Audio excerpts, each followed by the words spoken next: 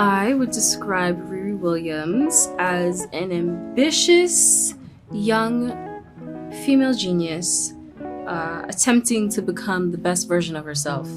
And I think in the first couple episodes, we are seeing her unpack everything that's happened to her over the past not only months but years, and really needing to reconcile the truth of how she feels about all of that in order to take some of the larger steps into this Ironheart mantle that she's realizing she might have just created for herself.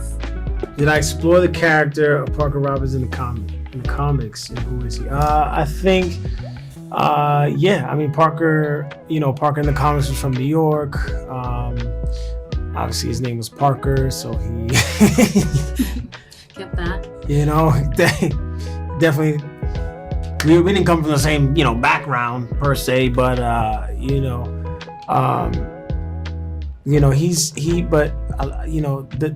same powers, right? That ambition, right? Him being a petty thief, and he in the comics he was doing it for his family and things like that. And I think that we took those elements, but we added a little more, to it. I feel like we had the opportunity to expand on this character, and then, with changing the setting from it being in New York to Chicago, we had a whole new set of opportunities, where is he going to be from? Let's make him from Humble Park, like what was his mom, what was his dad like, where are his parents now, like, and again, like, yeah, was he stealing? Okay, sure. Was it still for his family? Like all these things that we, again, the comics, and then, we kept the powers are the same, right? He's shooting magic bullets, he's levitating, he's going invisible, but, we take it, he's got to hold his breath to go invisible, right? He works on his breath. You see that over the course of the show, like, just getting to really like work on character traits to make him a full person.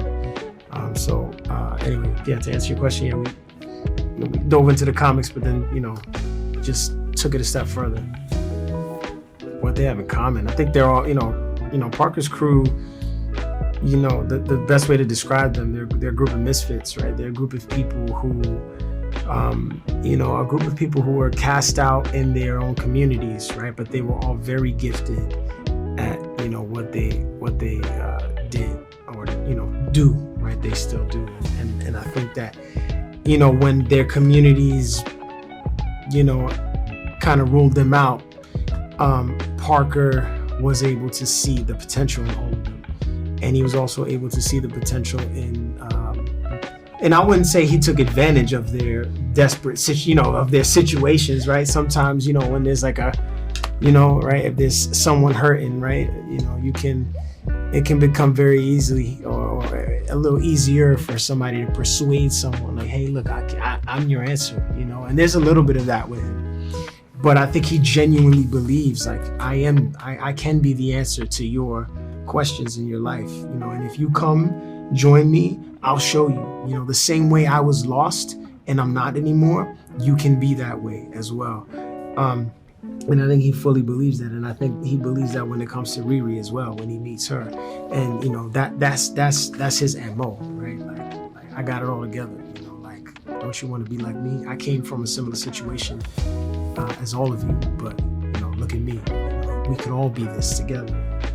Man, Riri decides to team up with Parker and the crew, really because of everything that you just said. Like, he is selling her on this dream that all the questions that she has and everything she's worried about, he's found the solution. He's asking the exact same questions that I was asking myself just moments ago, and here he is. He's got the money, he's got the spot, he's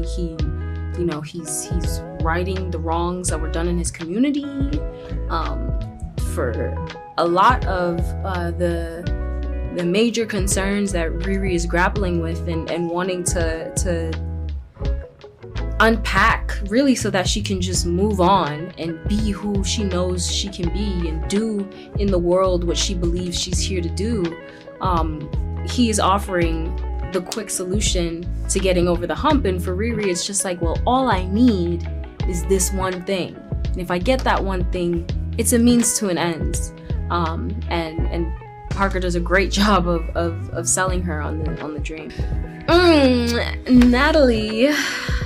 Natalie is Riri's best friend. She's her companion, her ride or die, childhood best friend, who unfortunately she loses to gun violence in her community.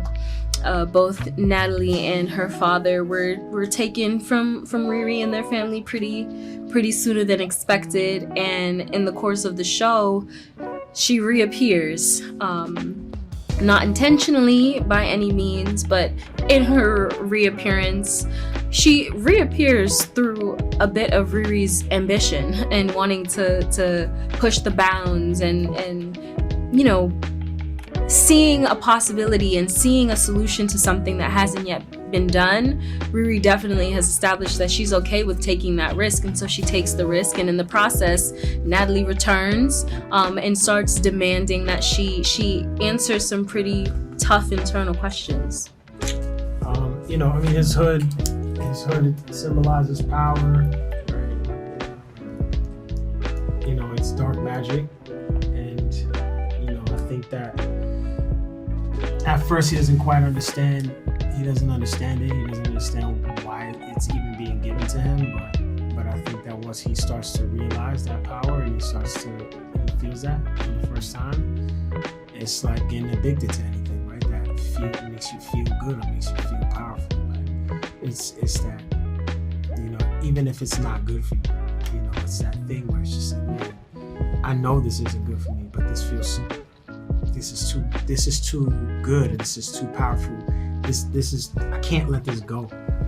I don't even, and then it's like the more you do it, or the more you become attached to that thing, the more it becomes wrapped up with your identity, and the harder it is to let it go, the harder it is to release it. And I think that he becomes addicted to that power. He becomes addicted to that hood, and rightfully so. It gives him things that he didn't have before. It gives him a leg up that he never had in his whole life.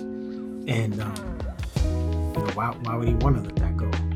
In spite of it hurting him. I hope people just when they watch this series. What I'm really excited about, what we've been hearing a lot, is that people feel like these characters are really human. Especially when it comes to Ironheart. When it comes to the way Dom played that character. Her being this, people keep saying the word flawed, and I think that's very true for us as, like, we're humans. We are very, very flawed, and and I think that is one of the best things about her character, right? Like, at the center of this story is a woman she's flawed, she's searching, she's like all of us, right? We all flawed and searching for something, and we all experience tragedy and trauma, and we all react to it for better or for worse, right? And we all deal with it or don't deal with it, right? And we see the positive and negative effects of that, and it's really I think it's really cool to see a character in this kind of world who is a superhero go through that, and then on top of that, in Chicago, played by Dom, she brings this level of swag, she brings this level of flavor to this character that that takes it over the top, that makes it extra special, and then I think it trickles down to the rest of the group. I think he hit the nail on the head. Everything that I hear Anthony saying is, I really do think that that's baked into every nook and cranny of the show. Every character gives the opportunity for that, for you to cling on to something and feel seen in it. So yeah, I have all of that. When we were making Black Panther Wakanda Forever, we were looking for a foil for Shuri to have in the film, somebody who was like her, but we also wanted that person to be younger so that Shuri could kind of mentor that person, to just kind of show the growth that she had experienced between the two films. And we looked at publishing, we looked at a lot of options, and then Riri came right to the forefront. And we actually had met Dominique Thorne in the casting process when we were looking for who was going to play Shuri way back in 2017, and she really impressed us then. We ended up going with Letitia for a lot of reasons, but one of the big ones was that we didn't know that Dominique was ready yet. She was still in college herself. She might be like 19 years old, when she was auditioning, doing Kim Reeves with Chadwick Boseman. But she stayed in the back of our mind. She gave a really impressive performance in our film Judas and the Black Messiah. And when it came time for that role, we just kind of called her up to see if she was interested.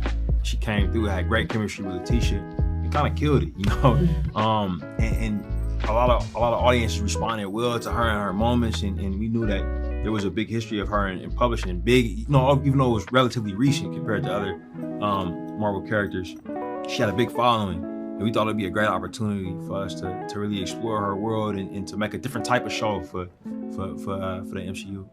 As Ironheart gets underway, we find Riri having finished her quote internship end quote in Wakanda and in dire straits in and around her MIT labs. She's created an explosion in the lab and is facing the consequences when we land on her in the show. Well, we have a tech versus magic theme in the show, and obviously Riri comes from the tech background of everything, so she's very, the way she thinks is very, 1 + 1 = 2, and that's just the way it is. And with magic, 1 + 1 could equal infinity. It could equal apples. we don't know, And so for her, I think it's not just getting away from her being tech only, but it's also getting away from her things being black and white and only having to be one way or the other, that sometimes things can be a little bit in between. So if her, accepting magic in this way and being witness to magic in this way is also a way of her kind of opening up her thought process. One of the things I'm most excited about is for audiences to get an introduction to the character of the Hood, aka Parker Robbins. I think that Chinaka did an incredible job bringing this character to screen.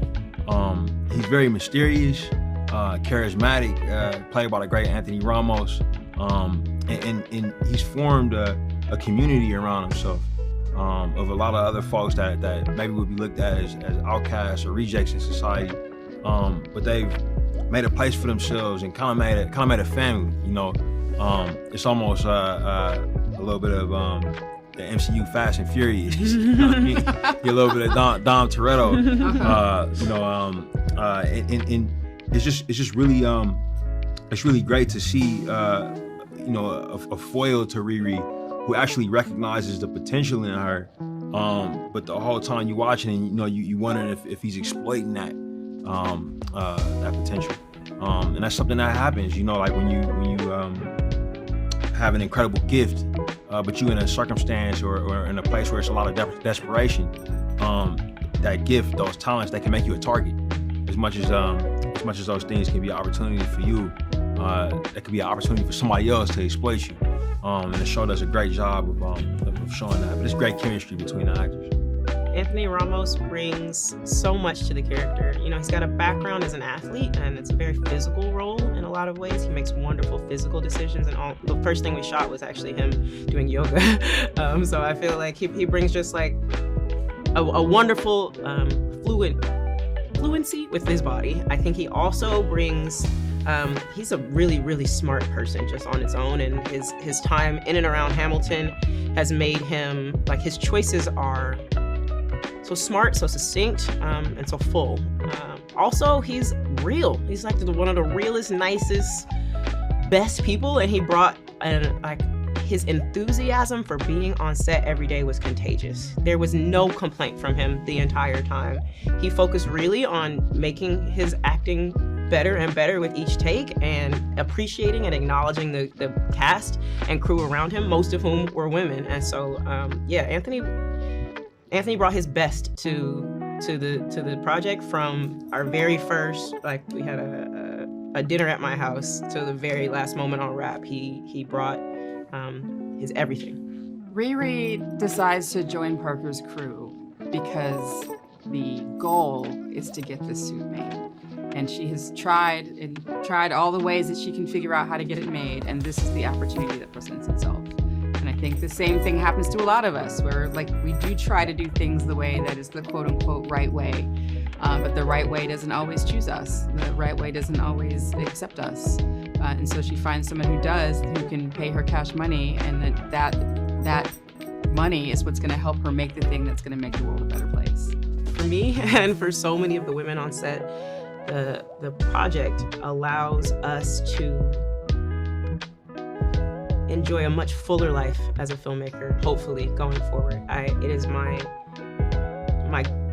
greatest pride of this project, of how many women came into a role and will be able to level up, not just in terms of title, but in terms of salary after our show is done. Like, we made real jobs for real people, and I am ecstatic about the fact that from now on, it's gonna say Director Angela Barnes, like, period. That, like, the woman who, Shanika Terry, who ran our hair department, like, sat shoulder to shoulder with 6 other Black female heads of department. That doesn't happen, and it doesn't happen in a resounding way outside of the space of Marvel. So I think the commitment is baked in. We all have more opportunity on the other side of this. And it's not like they're just bringing us in and only doing a character that's a Black female character. I think that for me, it meant a lot just to see other people who look like me in the room. For Ironheart, it meant a lot that not just that the character looked like me and the people in the room looked like me, but that there was a rest that you don't have to put up that the code switching or wondering if something you say is going to have to be explained. We can understand certain things about the culture. You could just say it, and everybody understood what you're talking about, and knew that they were important. Knew that, yes, it's important that we have Mom sewing a silk lining into her helmet, and why that's a little Easter egg that we can throw in there that people should know about, or know if they notice it, they'll know what's going on. If you know, you know, and if you don't, you still enjoy the show. But to me, it was just a beautiful thing. To me, I remember hopping on the Zoom with Cree Summer. That's my favorite moment of production. That was my favorite moment of production, because she didn't really know who. She just knew she was meeting the directors and the producers. So she hopped on. She was like, and it was like we all jumped on the call at different times. So I was actually on the call first, because it's me. I was sitting waiting in the car, and then Zinzi Kugler jumped on the screen, and then Angela, and then Cree, and then Sam. And Cree, just watching Cree, who's worked in the industry she's worked at VO, she's worked in front of camera, she's worked forever in 2 countries at least, and she's like, I've never seen this before. And we had all said we'd never seen it either. And then we said, great, let's do the work. So I think the commitment was very clear, and it didn't feel just like mouth service. It felt like a commitment top to bottom. And honestly, them hiring me helped me to ensure that we kept those values throughout. It was one of the hallmarks of our time. Yeah, Ironheart is a show where the lines, between what's fiction and what's real are very blurred. In that it's a show about a young, brilliant Black woman who just needs access, and that was happening behind the cameras the entire time. These women were great before this show, but the show will serve as an introduction to audiences about their skill, their talent, what they want to say about the world, and I think that audiences are going to take to it like water in the desert, to be honest.